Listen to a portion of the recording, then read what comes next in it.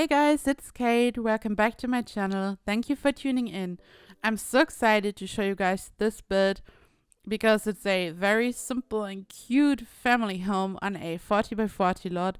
For me, it's quite unusual to build a small build like this, just a simple family home, but recently I just felt like making more of these kinds of builds. It doesn't mean that I'm just exclusively going to do these in the future, but this time I just had so much fun to create this build, really. I said in my other video that I felt inspired to do a autumn build as it's my favorite season and autumn is right around the corner, but this is not really a autumn build. I was just inspired by the idea of combining a very autumnal red color with pastel colors. So I used a lot of very pale and almost pastel colors on the facade and combined them with some red bricks. And I also decided to use a very dark brown colored roof. As you will see, I also used many trees that have a red color because in my son's world autumn has already arrived, and I really love this aesthetic. I kept the facade very simple. There are not too many details, I guess, but I decided to use different kind of windows.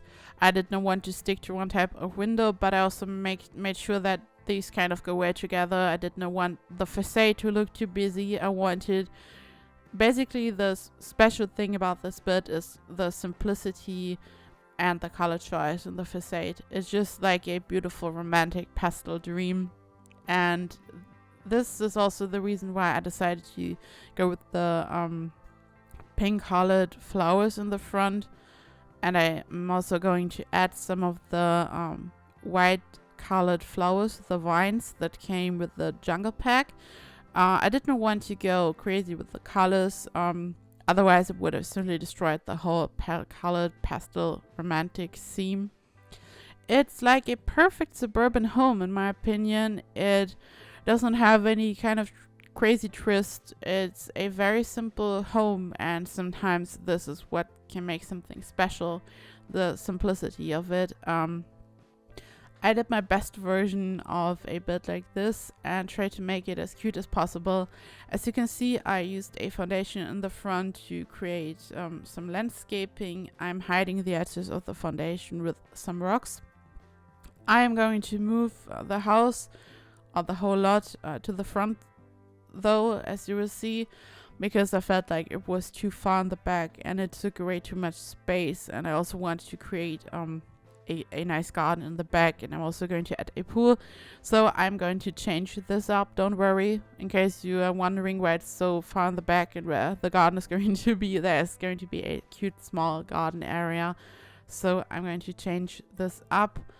I also decided to build a custom chimney, as you will see in a second. I really love this because it's just one of these very simple small details that can make a lot so much more special. To do this, you simply build a very small room, and you're going to add a actual chimney, the ones that come with the game, on top. And if you want to make it realistic and if you want to make sense, you simply add the actual fireplace right at the chimney that you built on the inside. This is what I did in this build. It can sometimes be hard to find a matching color, but I did my best. I also sized the chimney up so the bricks are a little bit bigger, but I think it goes quite well together. Here I just added some details, and here finally I'm finally changing up the front a little bit. As I told you, I moved it to the front a little because at least some garden space is important, in my opinion, especially for such a very cute suburban home, a garden, and your kids just can enjoy the garden and enjoy some time on the outside. It's just something that's probably the coolest thing about a house like this and growing up in a house like this. When I was growing up, I had a huge garden.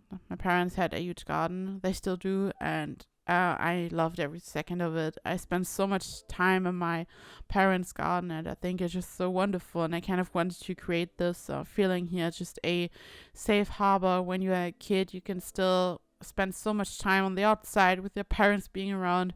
Because it's also so much fun to just go on a little adventure when you're old enough, and just explore the woods nearby and stuff like this. I mean, these were just very good and simpler times. It's just wonderful, and I think this is what these kind of homes also stand for in a way. So I want you to definitely create a cute little garden in the back. And here I'm starting to work on the inside. I kept it very simple, just a open kitchen, living room, dining room area. I love to do this. I rarely separate the kitchen from the dining room area completely. I love this open American kitchen concept. I think it's so cool. I mean, in real life it definitely has its up and downsides because when you've cooked and you can't just close the door and that's it, and maybe take care of the dishes an hour later, or when you have guests around and stuff like this, or also the smells that are connected to cooking. If it's a open living concept, then you just have to deal with that. But I think it still looks so cool. I would love that. Like, my apartment, my kitchen is separated from the living room, but I would love to have a open kitchen concept like this one. These counters came with the Parenthood pack. I really love these. They come in different colors, and I think depending on which color you choose, you can really go with a completely different style. I think that the whole interior here is very classic and traditional, but these counters also come in a nice blue and even green color, so you can create some crazy beautiful layouts with these. But yeah, I decided to go with this one. Here, rearranging the living room.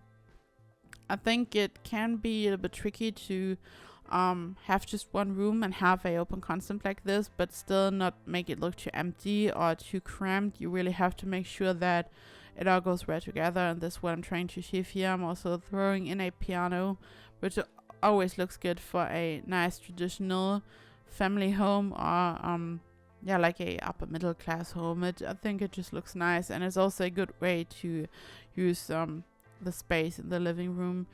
This is an office, and the office also connected to the outside, so it's technically also a hallway, but it's an office. And while I already used some blue curtains in the living room, I decided to have a whole complete blue theme in the office, and just throwing in some decorations and a chess table, which is always nice.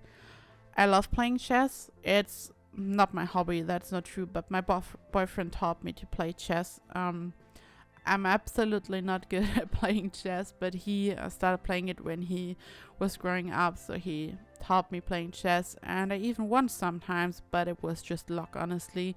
But it's so much fun. I mean, you can't really have luck, and this is the cool thing. There is no such thing as having actual luck when you're playing chess, because every single one of your moves just counts. I was lucky in the sense of maybe him not completely paying attention, or maybe I just did a move and I didn't even know what I was doing.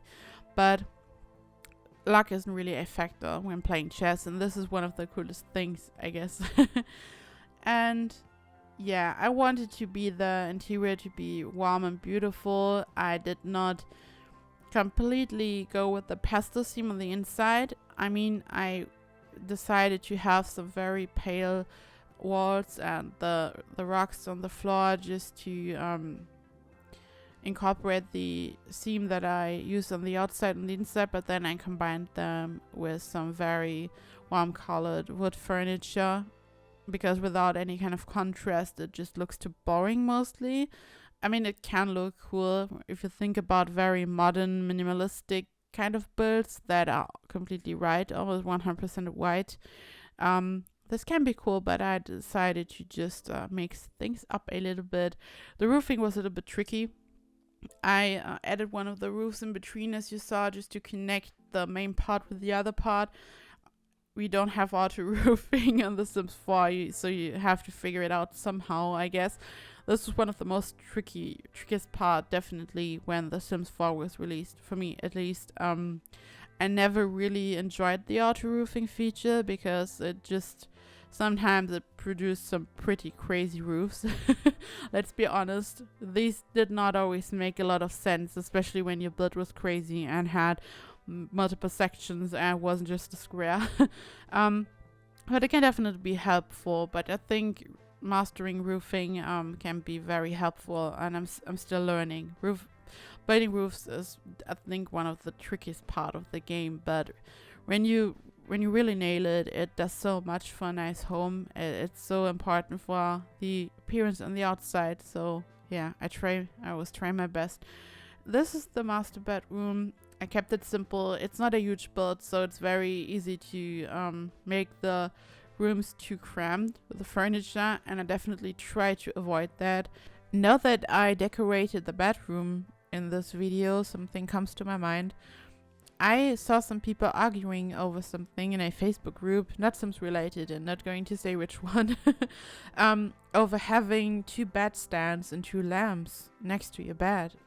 I mean, isn't that the most normal thing, basically? Someone's boyfriend or something said that it just looks like a hotel room, but I don't think so. I think it's just the standard for most bedrooms, I guess. I'm completely fine to not have that, but does it look like a hotel room in your opinion? I don't think so. I just remembered that when I watched me furnishing that wonderful bedroom. And now I'm actually furnishing the tower finally, and it's very small, and at first I wasn't sure which purpose the tower would actually have. But then I came up with the idea of turning it into an outhouse. So it's a little bathroom, it has a toilet and a sink, and I think it's pretty cool that your Sims have the opportunity to quickly go to the bathroom when they are spending time on the outside. I thought that it's so convenient when you are in the pool and you're completely wet and you have to go to the bathroom and you're still in your swimwear. It would be very annoying to having to dress going to the inside or dry yourself first, and this way it's a bathroom right next to the pool. Of course, it doesn't make a difference in the game because your Sims aren't actually making the floor wet, but I think it's a cool idea. It adds a nice realistic touch, and yeah, it's always good to have an extra bathroom, I guess. So yeah, this speed build is coming to an end again.